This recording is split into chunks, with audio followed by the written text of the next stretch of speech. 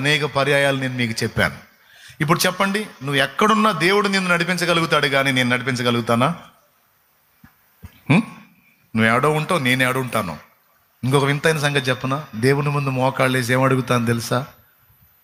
వాళ్ళు గొర్రెలే, నేను గొర్రెనే ప్రభు.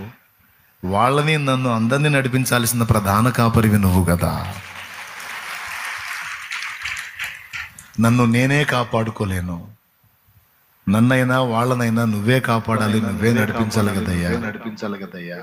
మరి లోకంలోకి వెళ్తున్నారయ్యా, మళ్ళీ ఆదివారం నాకు కనపడతారు అందరూ. 6 రోజులు లోకంలోనే బతుకుతారయ్యా.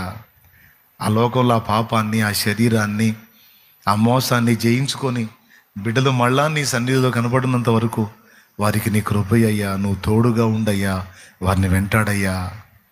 నీ బిడ్డలయ్యా, ప్రాణం పెట్టుకున్నావుగయ్యా, చేతులతో నిర్మించుకున్నావుగయ్యా, రక్తం గార్చావుగయ్యా, చచ్చిపోయావుగయ్యా. బిడ్డల కోసం కాపాడుకో ప్రవ్వా, వెంటాడు ప్రవ్వా, వదిలిపెట్టొద్దు ప్రవ్వా అని దేవుణ్ణి వేడుకుంటాను.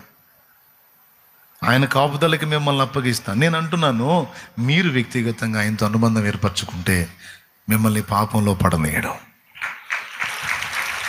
ఏదైనా అడుగులు జారి తొట్టు పడినా తిరిగి తిప్పుకోవడానికి శక్తినిచ్చి మళ్ళా నేను లాక్కొచ్చుకుంటాడు త్రోవలోకి. ఏ పాటలేమో నాకేమో వస్తూ ఉంటే మళ్ళీ పాడితేనేమో మీకేమో టైం సరిపోదు. నీవు ప్రేమించిన గొర్రెలన్నిటినీ ఎల్లప్పుడూ చెయ్యి విడువక